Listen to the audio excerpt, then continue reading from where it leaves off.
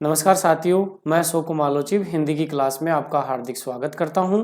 मित्रों, हम लोग वाक्य पढ़ रहे थे और वाक्य के संदर्भ में हमने वाक्य की प्रारंभिक जानकारी पढ़ ली थी, वाक्य के अंग पढ़ लिए थे और वाक्य के प्रकार और वाक्य के प्रकारों में जो विभाजन हमने किया था वो पहला विभाजन हमने अर्थ के आधार पर किया था। अर्थ के आधार पर जो वाक्य हैं वो हम पढ़ चुके हैं।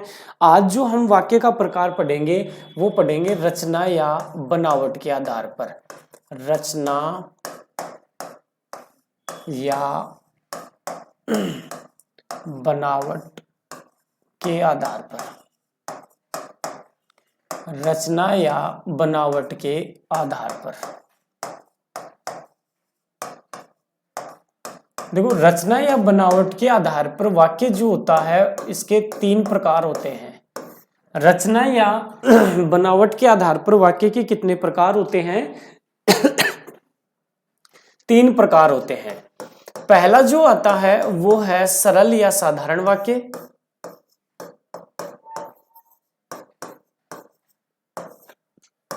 सरल या साधारण वाक्य।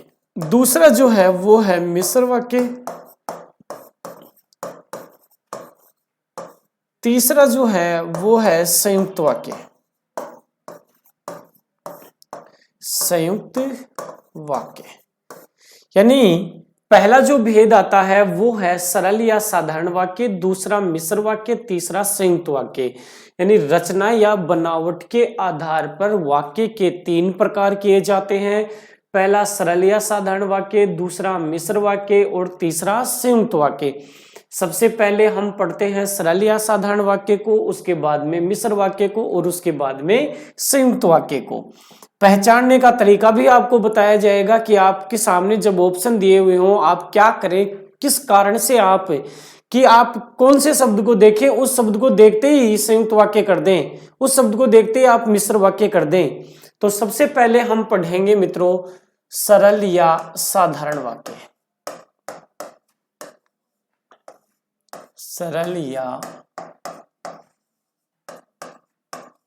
साधारण वाक्य। अब देखो, सरल या साधारण वाक्य, हमेशा ध्यान रखना कभी भी दो वाक्य एक साथ नहीं दिए हुए होंगे।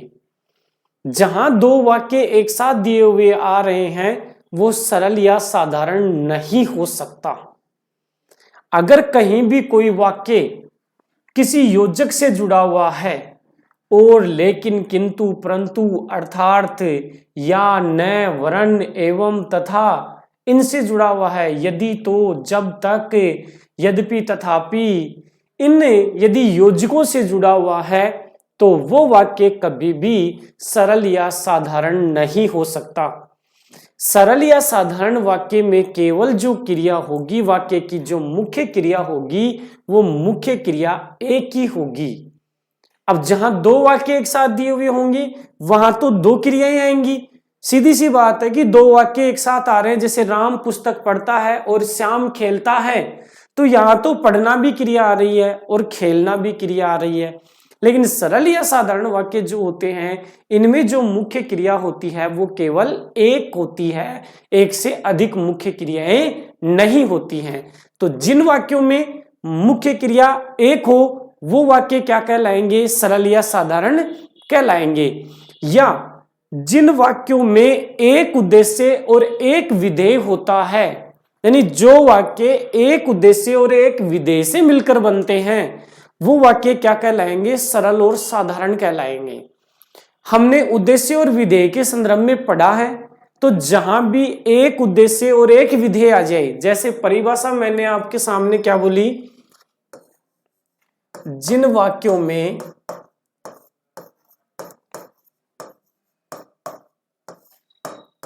एक उद्देश्य,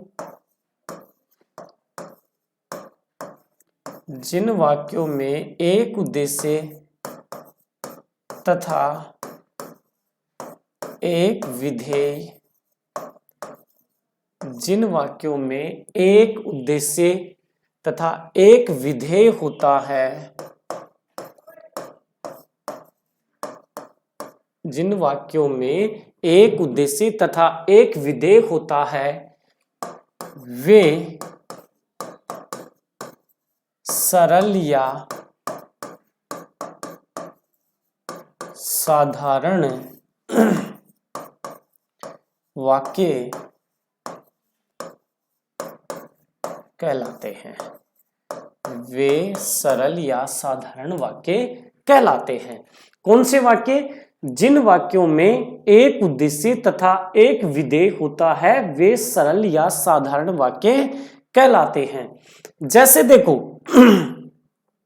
इसको आप उदाहरण के द्वारा समझें। मैंने क्या लिखा अभी मैं, यानी सरल या साधारण वाक्य की सभी विशेषताएं मैंने आपके सामने नहीं प्रस्तुत की हैं। मैंने केवल अभी आपको ये लिखा है जिन वाक्यों में एक उद्देश्य और एक विधेय होता है वे सरल या साधारण वाक्य होते हैं। जैसे देखो आपके सामने उदाहरण है,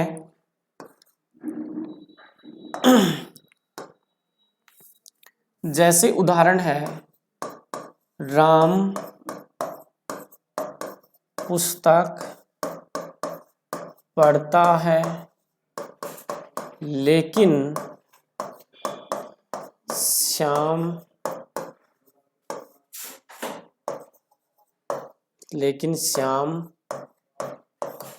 खेलता है। ये वाक्य मैंने आपके सामने लिखा कि राम पुस्तक पढ़ता है लेकिन श्याम खेलता है। राम पुस्तक पढ़ता है, श्याम खेलता है। अब ये जो वाक्य है देखो किसके द्वारा जुड़ा हुआ है? ये लेकिन के द्वारा जुड़ा हुआ है। किसके द्वारा जुड़ा हुआ है? लेकिन के द्वारा जुड़ा हुआ है। मैंने आपको क्या बताया कि सरल या साधारण जो वाक्य होगा उसमें दो वाक्य एक साथ नहीं दिए हुए होंगे।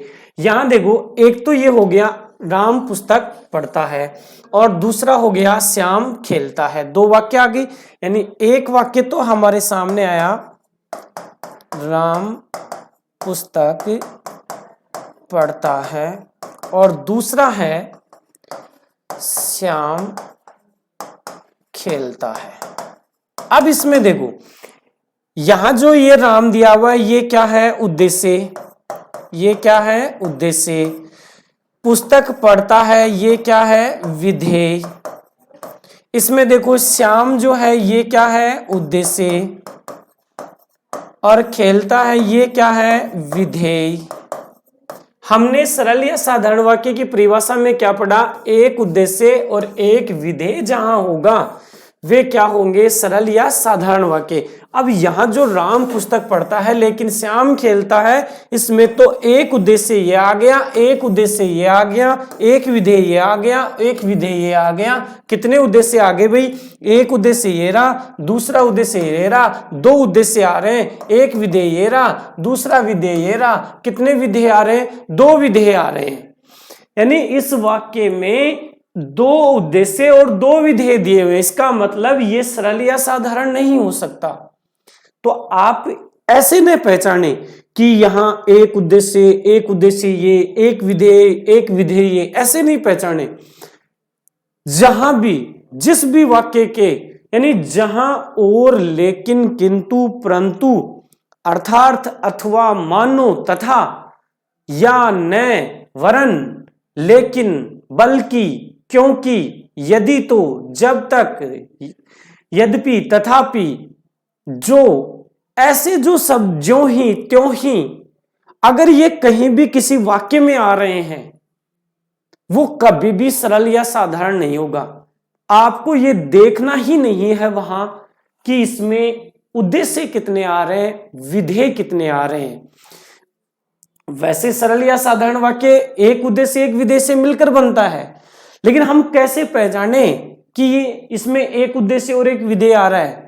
तो इसके लिए आप सीधा सा तरीका ये ध्यान रखो ना, जहां भी कोई भी योजक आ जाए दो वाक्यों के बीच में, उनको जोड़ने वाला योजक आ जाए, उनमें संबंध बताने वाला योजक आ जाए, जैसे मैंने आपके सामने अभी योजक बोले हैं, वो कहीं भी आ जाए, कभी भी उसको सरल या साधारण मत कर देना। जिस वाक्य में यदि तो आ रहा है, जैसे यदि मैं समय पर पहुंचता तो गाड़ी मिल जाती, तो यदि तो आ रहा है। जब मैं घर पहुंचा तब बरसात हो रही थी, जब तक आ रहा है। ज्यों ही रोगी ने दवाई ली त्यों ही उल्टी हो गई, ज्यों ही त्यों ही आ रहा है। तो ये जो योजक हैं कभी भी सरल या साधारण वाक्य में शामिल नहीं होंगे, कभी भी किस में शामिल नहीं होंगे, सरल या साधारण वाक्य में शामिल नहीं होंगे। तो इसका जो उदाहरण है, उदाहरण के स्वरूप में देखो, जैसे एक विधेय और एक क्या होता है, उद्देश्य। जिन वाक्यों में एक उद्देश्य और एक विधेय होता है वो वाक्य क्या कहलाते हैं, सरल या साधारण वाक्य कहलाते हैं। जैसे बंदर पेड़ पर चढ़ रहे हैं, जैसे बंदर पेड़ पर चढ़ रहे हैं। अब यहां सीधी सी बात है कि कोई भी योजक नहीं आ रहा, दो वाक्य एक साथ नहीं आ रहे, यहां एक ही वाक्य दिया हुआ है और वो वाक्य कौन सा है, बंदर पेड़ पर चढ़ रहे हैं। यहां दो वाक्य एक साथ नहीं आ रहे हैं, यहां केवल एक ही वाक्य दिया हुआ है।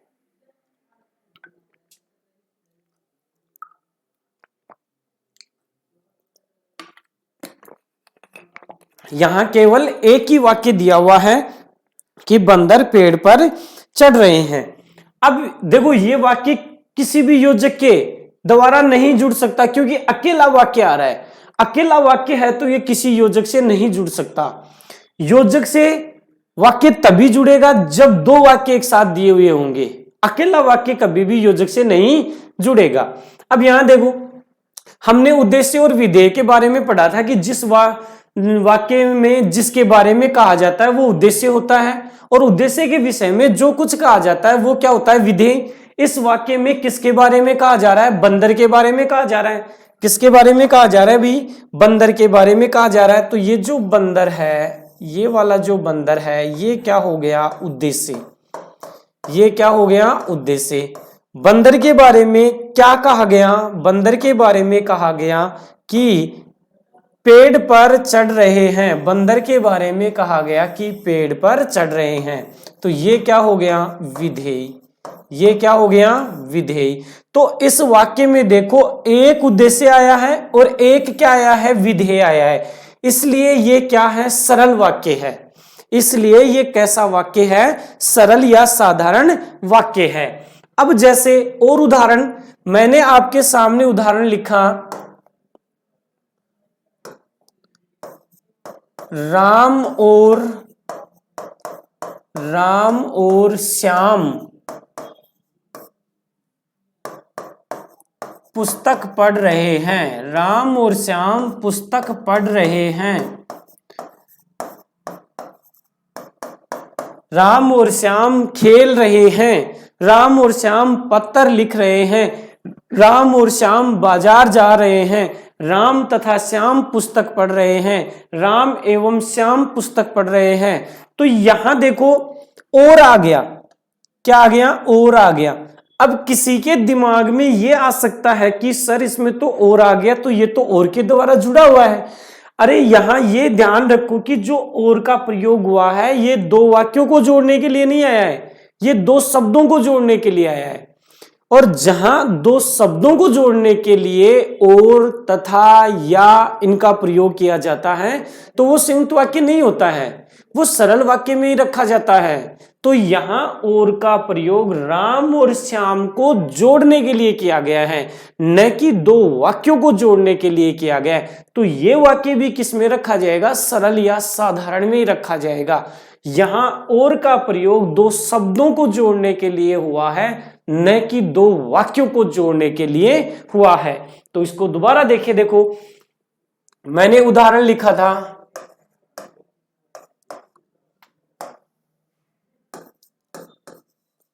राम और श्याम पुस्तक पढ़ रहे हैं। पुस्तक पढ़ रहे हैं। और मैंने जैसे ही और बताया तो कईयों के दिमाग में ये आ जाती है कि इसमें तो और आ गया, इसलिए इसको तो हम संयुक्त कर देते हैं। तो यहां क्या ध्यान रखेंगे, इस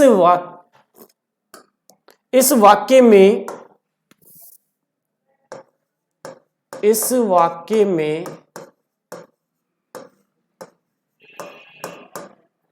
और का प्रयोग और का प्रयोग दो शब्दों को जोड़ने के लिए, दो शब्दों को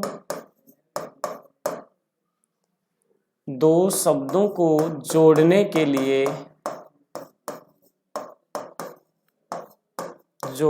लिए हो रहा है, न कि दो वाक्यों को जोड़ने के लिए, न कि दो वाक्यों को जोड़ने के लिए, न कि दो वाक्यों को जोड़ने के लिए। यानी कि जो उदाहरण हमने लिखा है, राम और श्याम पुस्तक पढ़ रहे हैं, इस वाक्य में और का प्रयोग दो शब्दों को जोड़ने के लिए हो रहा है, न कि दो वाक्यों को जोड़ने के लिए। ऐसी स्थिति के जो वाक्य होते हैं वो क्या होते हैं? सरल और साधारण होते हैं। जैसे मैं यहां इसको ऐसे भी लिख सकता हूं उदाहरण को, राम श्याम मोहन और सोहन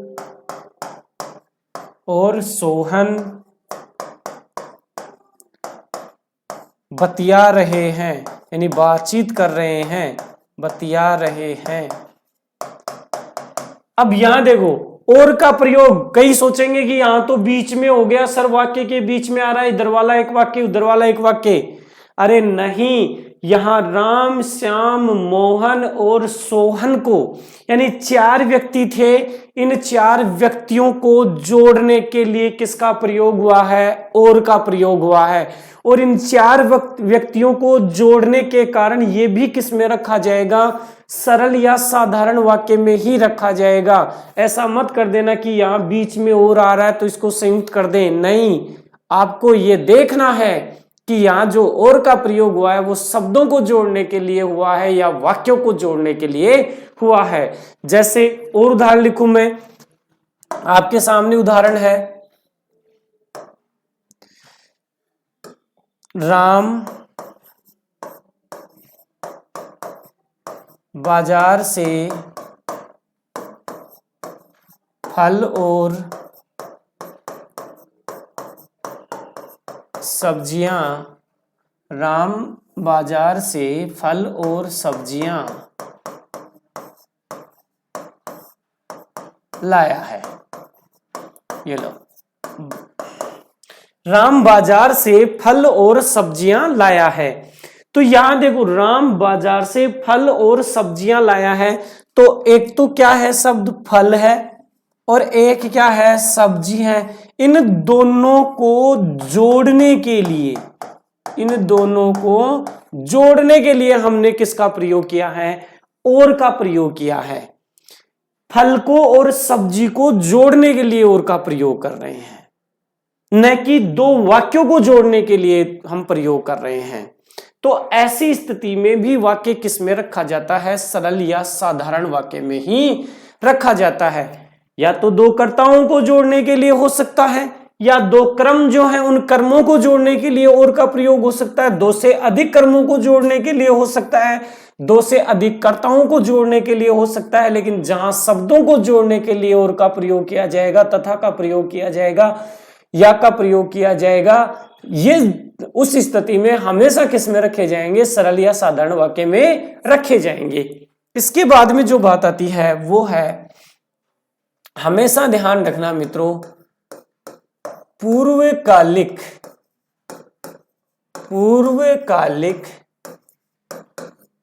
क्रिया के वाक्य,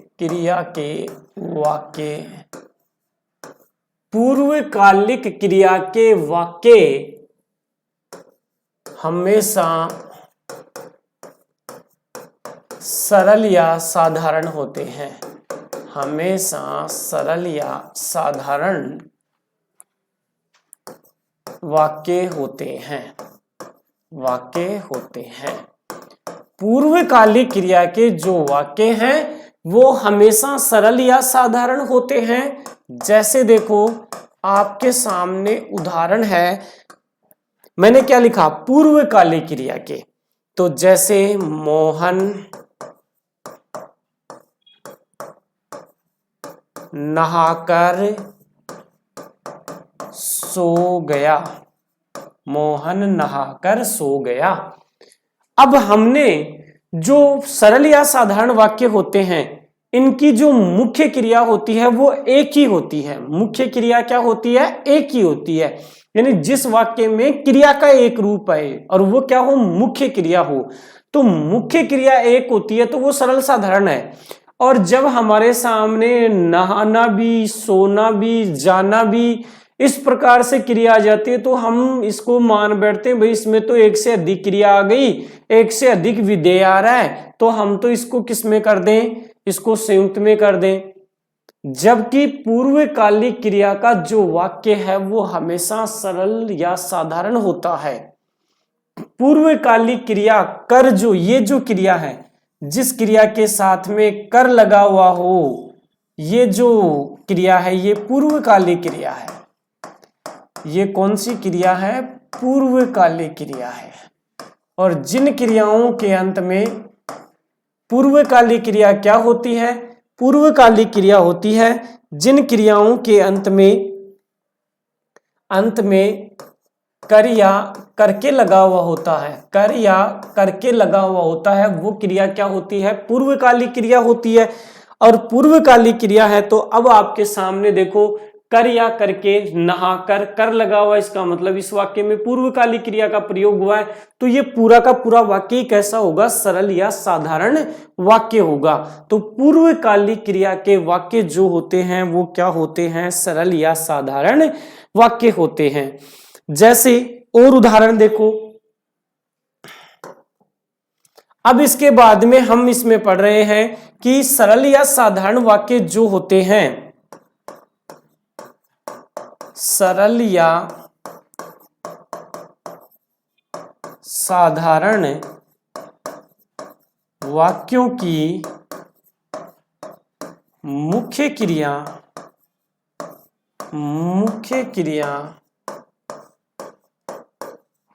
एक ही होती है।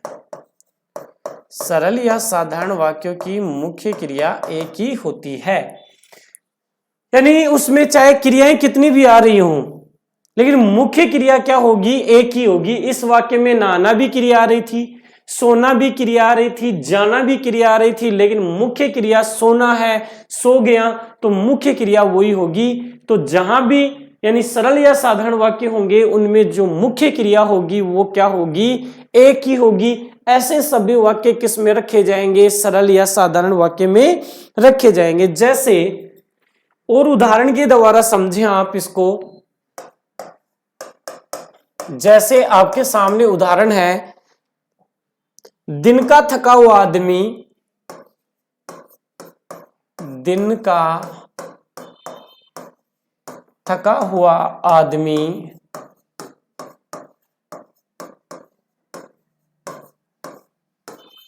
बहुत सोता है, बहुत सोता है। दिन का थका हुआ आदमी बहुत सोता है, या ऐसे कर लो कि रात को बहुत सोता है। दिन का थका हुआ आदमी रात को बहुत सोता है। अब ये वाक्य लिखा हुआ है, देखने पर बड़ा वाक्य लग रहा है, लंबा वाक्य लग रहा है। देखने पर हमको क्या लग रहा है? लंबा वाक्य लग रहा है कि लंबा वाक्य आ गया तो ये तो एक कैसे वाक्य हो सकता है, इसमें तो दो वाक्य होंगे। अरे लेकिन इसमें देखो कहां और, लेकिन, किंतु, परंतु, अर्थात, या, अथवा, मानो, बल्कि, क्योंकि, यदि, तो, जो, जब तक, ज्यों ही त्यों ही, यद्यपि, तथापि कहां जुड़े हुए हैं? कहां आ रहे? कहीं नहीं आ रहे ना। तो सीधी सी बात है कि सरल या साधारण वाक्य होगा। तो सीधी सी बात है कि क्या होगा? सरल या साधारण वाक्य होगा। लेकिन अब हमने पढ़ा मुख्य क्रिया एक होती है, तो कई दिमाग लगाएंगे कि थकना क्रिया है गुरुजी। थकना क्या है? क्रिया। तो एक वाक्य तो ये हो गया दिन का थका हुआ, और दूसरा हो गया आदमी रात को सोता है, बहुत सोता है। तो एक वाक्य को तो इसको विभाजित कर देंगे, एक को इसमें विभाजित कर देंगे। अरे हमने क्या पढ़ा था? सरल या साधारण में एक उद्देश्य होता है, एक विधेय होता है। तो इसमें ये देखो कि वाक्य में किसके बारे में कहा जा रहा है? आदमी के बारे में कहा जा रहा है। किसके बारे में? आदमी के बारे में। तो ये क्या है? उद्देश्य। ये क्या है? उद्देश्य। फिर हमने उद्देश्य का विस्तार भी पढ़ा था कि उद्देश्य की विशेषता बताने वाले जो शब्द होते हैं, तो ये तो दिन का थका हुआ आदमी, यानी दिन का थका हुआ आदमी की विशेषता बता रहे हैं, ये तो आदमी के लिए प्रयुक्त हुआ है। तो ये जो होगा, ये वाला जो होगा, ये तो उद्देश्य का विस्तार है। ये तो क्या है? उद्देश्य का विस्तार है, उद्देश्य का विस्तार। और इधर जो बच गया ये पूरा का पूरा क्या है? विधेय है। तो यहां तो भाई एक तो क्या आया? उद्देश्य, और एक क्या आया? विधेय। और जिन वाक्यों में एक उद्देश्य और एक विधेय होता है वो वाक्य क्या होते हैं? सरल या साधारण होते हैं। कैसे होते हैं? सरल या साधारण होते हैं। जैसे अच्छे बालक माता पिता की आज्ञा का पालन करते हैं। जैसे एक और उदाहरण लिखता हूं, अच्छे बालक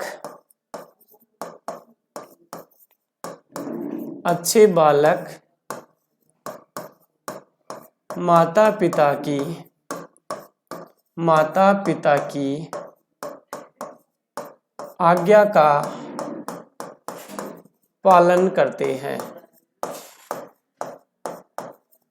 आज्ञा का पालन करते हैं। अच्छे बालक माता पिता की आज्ञा का पालन करते हैं। अब ये देख रहे हो वाक्य तो लंबा है, लेकिन ये देखो कि इसमें क्रिया तो पालन करना ही तो आ रही है ना, और दूसरी क्रिया कहां है इसमें? वाक्य लंबा जरूर है, लेकिन इसमें तो कोई दूसरी क्रिया ही नहीं आ रही, केवल एक क्रिया दी हुई है। जैसे मैं कहता अच्छे बालक पढ़ाई करते हैं और बुरे बालक खेलते हैं, तो वहां तो पढ़ाई करना और खेल खेलना क्रिया आ गई, दो अलग अलग क्रिया आ गई, और के द्वारा जोड़ दिया, और उसको तो हमने और किसके द्वारा, हमने किसके द्वारा जोड़ दिया उसको? और के द्वारा जोड़ दिया। इस वाक्य में, पूरे के पूरे वाक्य में कहां आपने और, लेकिन, किंतु, परंतु, यद्यपि, तथापि, यदि, तो, ज्यों ही त्यों ही, जो, कहां आ रहा है? कहीं नहीं आ रहा ना। इसका मतलब आंख मीच के आपको अपना उत्तर क्या करना है? सरल या साधारण वाक्य करना है। अब इसमें देखें कि इस वाक्य में किसके बारे में कहा जा रहा है? किसके बारे में कहा जा रहा है भाई? कि अच्छे बालक माता पिता की आज्ञा का पालन करते हैं। बालक के बारे में कहा जा रहा है। किसके बारे में कहा जा रहा है? बालक के बारे में। यानी पालन करने वाले कौन है? बालक। तो क्रिया को करने वाला कर्ता, और कर्ता ही क्या होता है? उद्देश्य। तो यहां जो बालक है, ये वाला जो बालक है, ये क्या है? उद्देश्य है। ये क्या है? उद्देश्य। अब अच्छे बालक की विशेषता के लिए आया है, तो ये उद्देश्य का विस्तार हो गया। ये क्या हो गया? उद्देश्य का विस्तार। ठीक है। अब ये पूरा का पूरा, ये इधर जो बच गया, आज्ञा का पालन करते हैं, ये क्या है? विधेय। ये पूरा क्या है? विधेय। तो देखो, एक उद्देश्य एक विधेय जिस वाक्य में आता है वो सरल या साधारण वाक्य होता है। तो अच्छे बालक माता पिता की आज्ञा का पालन करते हैं, ये किस में रखा जाएगा? सरल या साधारण वाक्य में रखा जाएगा। जैसे और उदाहरण देखना चाहिए तो और उदाहरण हम देख सकते हैं कि वे भूखों को भोजन और नंगों को वस्त्र देते हैं। मैं उदाहरण लिख रहा हूं, वे भूखों को भोजन, वे भूखों को भोजन और नंगों को वस्त्र देते हैं। वस्त्र देते हैं। ये उदाहरण मैंने लिखा आपके सामने कि वे भूखों को भोजन और नंगों को वस्त्र देते हैं। अरे मेरे को ये बताओ कि इसमें क्रिया कौन सी है? क्रिया क्या आ रही है? देना। इसके अलावा कोई दूसरी क्रिया दिखाई दे रही है? भूखों क्रिया है, भोजन क्रिया है, नंगों क्रिया है, वस्त्र क्रिया है। क्या क्रिया कितनी आ रही है? एक आ रही है। इसका मतलब सरल या साधारण वाक्य होगा। इसका मतलब क्या होगा? सरल या साधारण वाक्य होगा। गुरुजी में और आ रही है, कोई बोले गुरुजी इसमें और आ रहा है। अरे और आ रहा है, लेकिन और किसको जोड़ने के लिए आया है? इस भोजन यानी भोजन और नंगों को जोड़ने के लिए आया है। और का प्रयोग किस लिए हुआ है? भोजन और नंगों को जोड़ने के लिए हुआ है। यानी ये जो और है भोजन और नंगों को जोड़ने के लिए, यानी वे भूखों को भोजन और नंगों को वस्त्र देते हैं। तो यहां दो वाक्य नहीं है, इन यानी भोजन और नंगों को जोड़ने के लिए किसका प्रयोग कर दिया हमने, और का प्रयोग कर दिया। तो यहां अब उद्देश्य और विधेय के द्वारा पहचानो इसको। वाक्य में किसके बारे में कहा गया, वे भूखों को भोजन और नंगों को वस्त्र देते हैं, वे के बारे में कहा गया, देने वाला कौन है, वे है, यानी ये क्या है, देने वाला वे। तो ये क्या है, उद्देश्य, ये क्या है, उद्देश्य। और इसके इधर जो बच गया, हमने पढ़ाया कि उद्देश्य के बाद में जो कुछ बच जाता है वो क्या होता है, विधेय होता है, वो क्या होता है, विधेय होता है। तो एक तो उद्देश्य आ गया और एक क्या आ गया, विधेय आ गया। जहां एक उद्देश्य और एक विधेय आ जाता है वो वाक्य क्या होता है, हमेशा सरल या साधारण वाक्य होता है। तो ध्यान रखें, वे भूखों को भोजन और नंगों को वस्त्र देते हैं, ये वाक्य भी किसमें आएगा, ये वाक्य भी सरल या साधारण वाक्य होगा। जैसे स्वतंत्रता के बाद भारत में विकास गति तीव्र हो गई, स्वतंत्रता के बाद भारत में विकास गति तीव्र हो गई, एक ही क्रिया आ रही है, एक उद्देश्य आ रहा है, एक विधेय आ रहा है, इस कारण से इस वाक्य को भी किस में रखेंगे, सरल या साधारण वाक्य में रखेंगे। तो इस प्रकार से मित्रों हमने सरल या साधारण वाक्य को बहुत ही विस्तृत रूप में पढ़ा है।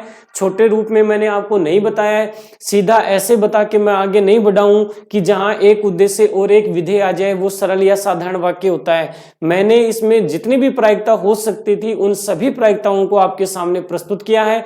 मिलते हैं अगली क्लास में, आज के लिए धन्यवाद मित्रों।